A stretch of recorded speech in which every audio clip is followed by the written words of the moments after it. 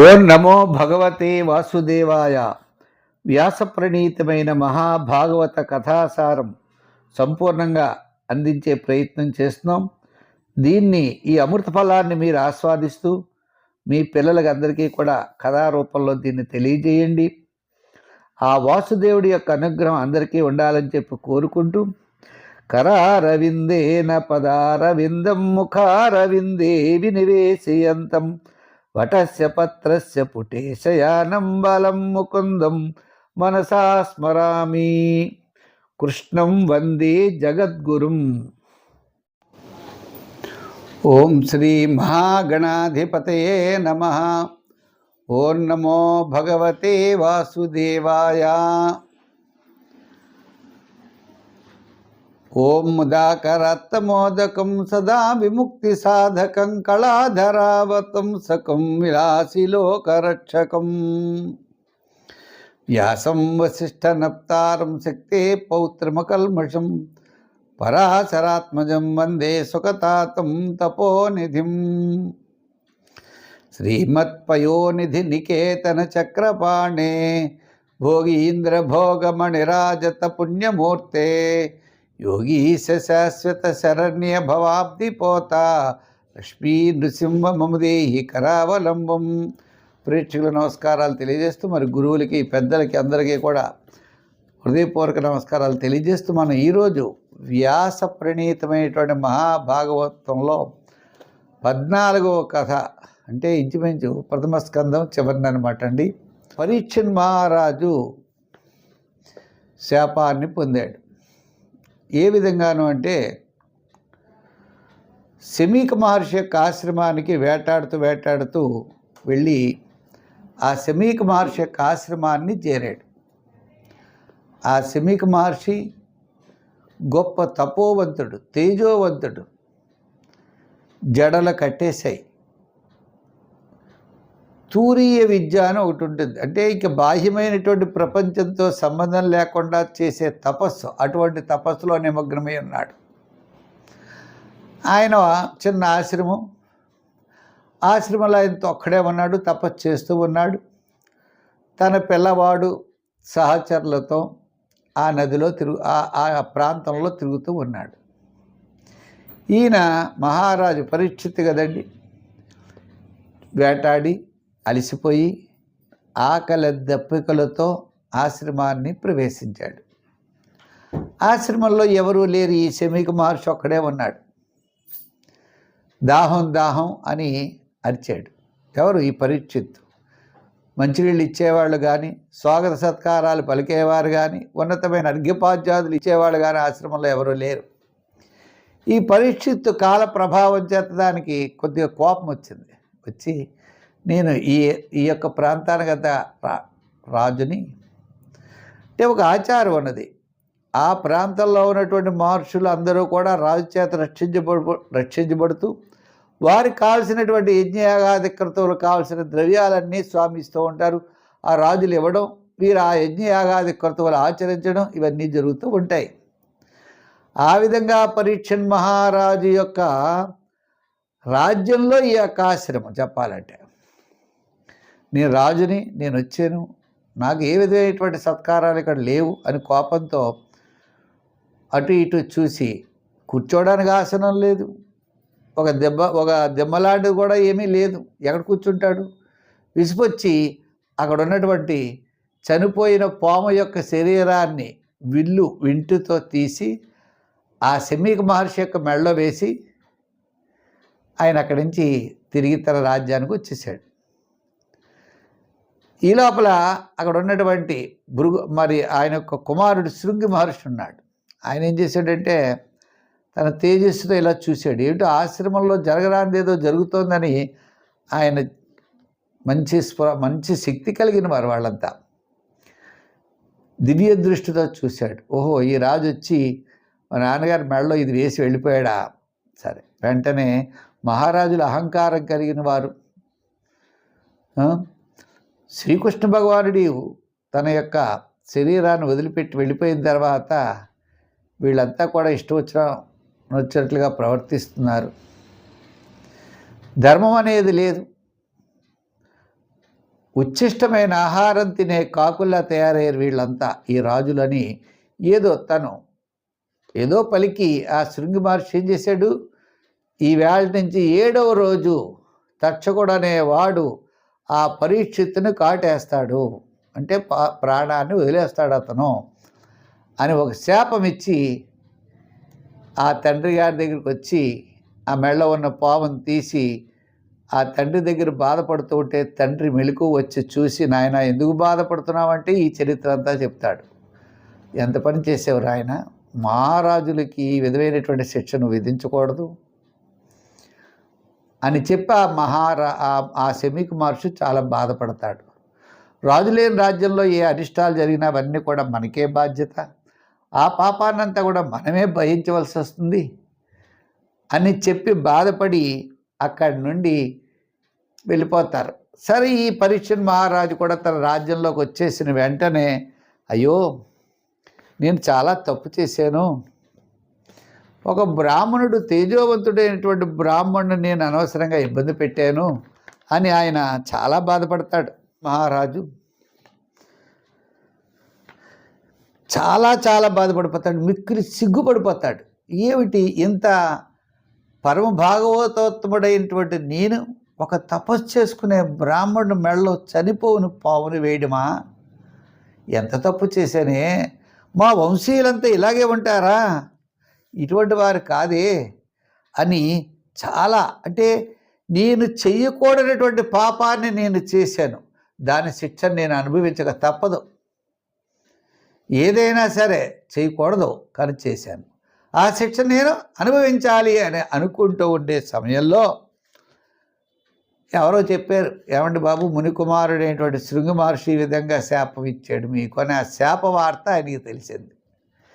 తెలిసేటప్పటికీ మరి మహారాజు పరీక్షిత్ ఏం చేయగలడు, తను చేసింది తప్పు అని తెలుసు, ఆ శృంగి మహర్షి యొక్క శాపం ఇచ్చాడు, ఈయన బాగానే ఇచ్చాడు, ఆ బ్రాహ్మణ బాలుడు శాపం ఇవ్వడంలో తప్పు ఏమీ లేదు, నేను చేసిన పని చాలా తప్పు చేశాను, ఏమిటి తపస్సు చేసుకున్న వాడి మెడలో చనిపోవును పావును వేయడమా, ఓ మహారాజయ్యుండి అశ్వమేధయాగాలు చేశాడు, యజ్ఞయాగాది కర్తవులు చేశాడు, పరమ భాగవతోత్తముడు మామూలు సామాన్యుడా కాదు కదా, ఓహో ఇదేదో జరిగింది కాబట్టి ఇది భగవంతుడే నా చేత చేయించాడని అనుకుంటున్నాను, ఎంచేతంటే ఈ లౌకికమైన విషయవాంఛలు నేను వదిలేయాలి, ఇవన్నీ కూడా చాలా మనకు కూడా వచ్చేటువంటివి కాదు, ఒక్క శ్రీకృష్ణ భగవానుడు మాత్రమే నాకు కూడా ఆయన్ని ఆశ్రయించాలి, మనం ఈ అంత్య సమయంలో ఆయన పూజించవలసిందే, కనీసం మొట్టమొదటి లేకపోయినా అంత్య సమయంలో అయినా మరి మనం ఆయన్ని పూజించడం అనేది మన యొక్క ధర్మం అని ఆలోచించాడు ఆయన. అంతే కదండి. చిన్నప్పుడు దీనికి చాలా కథలు ఉండేవి, ఎన్ని పాపాలు చేసినా చివరిని నారాయణ అంటే ముక్తి వస్తుందని పీచు పట్టుకెళ్ళి చూపించారట. ఇది కొబ్బరి పీచు లాంటిది, నారా అని అందామని వాడు పీచు అని ప్రాణాన్ని వదిలేసాడని చెప్తూ ఉంటారు. ఈ విధంగా ఈ పగలు నువ్వు ఎన్ని ఇలా ఉన్నప్పటికీ అంత్య సమయంలో భగవంతుడి యొక్క ఆరాధన అన్నది చాలా తప్పనిసరిగా చేయవలసినటువంటిది, అది మానేయకూడదు ఎప్పుడు. అంచేత భగవంతుడి యొక్క ఆరాధన, భగవంతుడి యొక్క జ్ఞానం వల్లే మనం ఉత్పన్నమవుతాం. అక్కడి నుంచి బయలుదేరి ఎక్కడికి వెళ్ళారా అంటే గంగా నదీ తీరంగా వెళ్ళారు. గంగా నదీ తీరం అక్కడికి ఏం చేశారు, రాజ్యాన్ని జనమేజయుడికి అప్పచెప్పేసి, నాయన ఈ రాజ్యం నువ్వు పరిపాలించారు, మరి ఆయన 4 కుమారుడు అన్నారు కదా, ఆయన భార్యతో ఇరావతి అనేటువంటి భార్యతో కలిసి గంగా నదీ తీరానికి వెళ్ళి అక్కడ ప్రాయోపవేశ వ్రత దీక్ష ప్రారంభించారు. ఇంక ప్రాయోపవేశం అంటే నిరాహారం, ఆహారం ఏమీ స్వీకరించకుండా ఉండడం, అంటే అన్నపానాదులు ఏది స్వీకరించకుండా అక్కడ ఆ దీక్ష ప్రారంభం చేశారు. సరే, ఇంకా శ్రీకృష్ణుడినే ఆరాధించాలి, ఉన్న సమయం చాలా తక్కువ, నిత్యం సన్నిహితో మృత్యు కర్తవ్యో ధర్మ సంగ్రహ అన్నారు. అంచేత మన యొక్క మృత్యువు చాలా దగ్గరగా ఉన్నది, ధర్మాన్ని సంపాదించుకోవాలి. ఎంచేత 7వ రోజు తక్షకుడు కాటు వేయచ్చు, తక్షకుడు రూపంలో ఎవరైనా కాటు వేయచ్చు. కానీ చాలా కుక్కుటి కథల్లో ఆయన ఒంటి స్తంభం మీద ఉన్నట్టు, ఎక్కడో భయపడిపోయినట్టు ఇలా చాలామంది చాలా వ్యాఖ్యానాలు చేశారు. వ్యాస ప్రణీతమైనటువంటి భాగవతంలో అటువంటి వ్యాఖ్యానాలు, అటువంటి కథలు ఏమీ లేవు. ఆయన ఏ విధంగానూ భయపడలేదు, చాలా ఆనందపడ్డాను అని చెప్తున్నాడు ఆయన. ఎందుచేత ఎప్పుడైనా ఇవన్నీ లౌకికమైన విషయవాంఛలు వదిలేయాలి. భార్య, పిల్లలు, సుఖము, సంతోషము, ఈ తిండి ఇవేమీ రావు. ఒక భగవంతుడు ఒక్కడే వస్తాడు, ఆ శ్రీకృష్ణ పరమాత్మ ఒకడే. మా వంశీయులంతా ఆయన్ని ఆశ్రయించుకుని ఉన్నారు. అటువంటిప్పుడు నేను కూడా వారిని ఆశ్రయించుకునే నేను జీవించాలి కదా. ఇంకా అంత్య సమయం వచ్చేసింది. వచ్చినా కూడా నాకు భగవంతుడు జ్ఞాపకం చేసినట్టు ఆ బ్రాహ్మణ కుమారుడి యొక్క రూపంలో నాకు ఆ శాపం తగిలి నేను ఇక్కడికి వచ్చాను అని ఆనందపడుతున్నాడు. ఆనందపడుతూ ఒక మంచి విషయం చెప్పాడు. ఆయన ఎప్పుడైతే అక్కడికి వచ్చాడో అక్కడికి ఏమైంది, చాలామంది అందరూ వచ్చేస్తారు కదండి. ఏమైంది అని అందరూ కూడా తత్రోపజగ్ముర్భువనం పునానా మహానుభావ మునయ సశిష్య ప్రాయేణ తీర్థాభిగమా పదేశై స్వయం హి తీర్థాని పునంతి సంతః. అక్కడికి ఈ సత్పురుషులందరూ వచ్చేసారండి. ఇప్పుడు మనం తీర్థయాత్రలు ఎందుకు చేయాలి, సత్పురుషులను ఎందుకు చేయించాలంటే వాళ్ళు కూడా చాలామంది అంటూ ఉంటారు, మన పీఠాధిపతులంతా కూడా యాత్ర చేస్తూ ఉంటారు. వాళ్ళు యాత్ర అంటే యుద్ధం చేస్తారు ఏమిటండి, కాదు. ఆయా ప్రదేశాలన్నీ సంచరించి మంచి విషయాలన్నీ చెప్పి ఈ యొక్క మనల్ని అందరినీ కూడా ఉద్ధరించడానికి వారి యొక్క దర్శన భాగ్యం చేత మనకు లభిస్తారు. అందరూ శృంగేరి వెళ్ళారు, అందరూ కంచి వెళ్ళారు, అందరూ పుణ్యక్షేత్రాలకి వెళ్ళారు కదండి. అందరికీ తెలిసిపోయింది. అత్రి, వశిష్ఠుడు, చవనుడు, శరద్వంత, అరిష్ట, నేమి, భృగువు, అంగిరసుడు, పరాశరుడు, విశ్వామిత్రుడు, పరశురాముడు, ఇలా ఇంద్రప్రమద, భారద్వాజ, గౌతమ, పిప్పల, మైత్రేయ, అగత్స్య, ఇలా దేవర్షులు, బ్రహ్మర్షులు, ఈ విధంగా అందరూ కూడా పరీక్షిత్ మహారాజు దగ్గరికి వచ్చేసారు. ఎక్కడికి? ఈ గంగానదీ తీరంలోకి.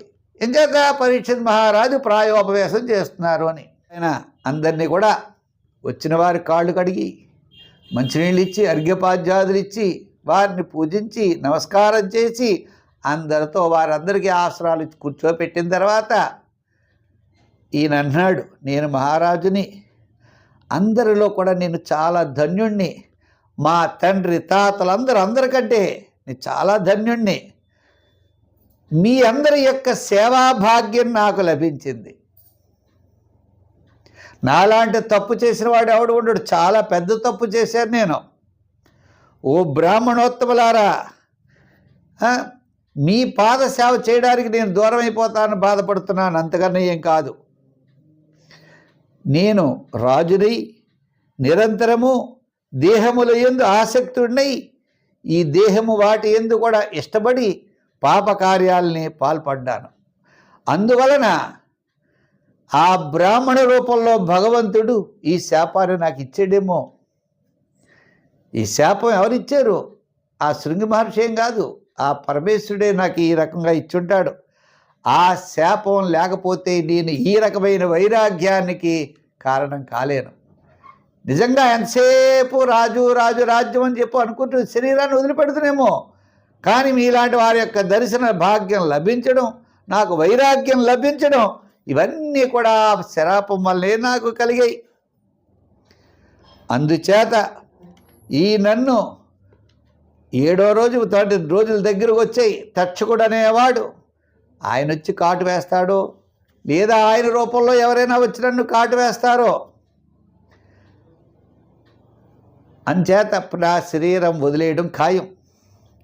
వదిలేసిన తర్వాత ఈ శరీరం చాలించిన తర్వాత నేను చేసిన కర్మవశం వలన నాకు ఎటువంటి జన్మలు వస్తాయో నాకు తెలియదు. కానీ నాకు పరమేశ్వరుడి యందు భక్తి కలిగేటట్లుగా, భగవంతుడి యొక్క ఆశ్రమం కలిగేటట్లుగా, ఆయన సేవ చేసుకునే భాగ్యం కలిగేటట్లుగా, భాగవతోత్తముల యొక్క గోష్ఠి సమకూరేలా నన్ను ఆశీర్వదించండి. నాకు వచ్చే జన్మ ఎలా ఉంటుందో తెలియదు, ఈ జన్మలో ఇవన్నీ కూడా నాకు రావాలి, ఆ భగవంతుడి సేవ చేసుకోవాలి, భగవంతుడిని ధ్యానం చేయాలి, ఇటువంటివన్నీ కూడా నాకు మనస్సంతా కూడా భగవంతుడి యందు ఏకాగ్రతమైన చిత్తం కలిగేటట్లుగా మీరు నన్ను ఆశీర్వదించండి అంటున్నాడు. చూసారు ఎంత గొప్పవాడో. అది కావాలి ఇది కావాలి భయపడలేదు, భయపడకుండా మీరు నన్ను ఆశీర్వదించాలి అని చెప్పి వారిని ప్రార్థిస్తున్నాడు. పునశ్చ భూయాద్భగవత్యనంతే రతి ప్రసంగశ్చ తదాశ్రయేషు మహత్సుయాం యాముపయామి సృష్టిం మైత్రస్తు సర్వత్ర నమో ద్విజేభ్యః ఇతి స్మ రాజాత్ ధ్యవసాయ యుక్తః ప్రాచీన మూలేషు కుశేషు ధీరః ఉదన్ముఖో దక్షిణ కోల ఆస్తే సముద్రపత్యా స్వసుతంత్య భారః. ఆ బ్రాహ్మణోత్తములందరినీ కూడా ఆయన ఆరాధిస్తున్నాడు. చిన్ మహారాజు కూడా మంచి జ్ఞాని, మంచి దీక్ష చేయాలని నిశ్చయించుకున్నాడు, దీక్ష బూనాడు, ఏ ఆహారం అన్ని సమస్తమైనవన్నీ వదిలేశాడు. ఆ గంగా నదికి దక్షిణ తీరంలో దర్భల యొక్క కొనలు, ఈ దర్భలు బరిహేసని ఉంటుంది కదండి, చిగుళ్ళు ఉంటాయే, ఆ చిగుళ్ళు తూర్పు దిక్కుగా వేశాడు. కుశాసనం అంటే దర్భలతో ఒక ఆసనం వేసుకుంటారు. ఉత్తరముఖంగా ఆయన కూర్చున్నాడు. ఆ ఉత్తరముఖంగా కూర్చుని ఆ జనమేజయ మహారాజు ఈ విధంగా ఇంకా అంటున్నాడు ఆ యొక్క మహానుభావులు అందరితో. దర్భాసనం ఏమిటి అంటే మనం గ్రహణం పట్టినప్పుడే ఈ దర్భలు వేస్తూ ఉంటారు. అంటే ఆ యొక్క కాంతి కిరణాలు, చెడు కాంతి కిరణాలు మన మీద వ్యాపించకుండా ఉండడానికి మనం ఈ దర్భాసనం మీద కూర్చుని జపం చేస్తే అది ఎక్కువ రెట్లు ఫలితం ఇస్తుంది. ఇంకా చాలా ముఖ్యమైన విషయం అండి, వివాహ సమయంలో వధువుకి ఈ దర్భలతో కట్టినటువంటి బరిహస్సు తాడు కూడా కడతారు. అదేవిధంగా ఉపనయన సమయంలో వటువు కూడా కడతారు ఈ దర్భలతో చేసినటువంటి తాడుని. ఈ విధంగా ఈ దర్భలు, ఈ బరిహస్సు చాలా ప్రధానమైనవి. ఇవి యజ్ఞయాగాది కర్తవులు చేసినప్పుడు ఆ వేది చుట్టూ ఇవి అలంకరిస్తారు. అంటే చెడు రాకుండా ఉండడానికే నా పెద్దలు చెప్తూ ఉంటారు. అయితే దీని గురించి చాలా ఎక్కువ ఉంటుంది అనుకోండి. ఈయన ఈ దర్భ యొక్క చిగుర్లు ఎప్పుడూ తూర్పుకు ఉండాలి. ఈయన ఉత్తరముఖంగా కూర్చున్నాడు.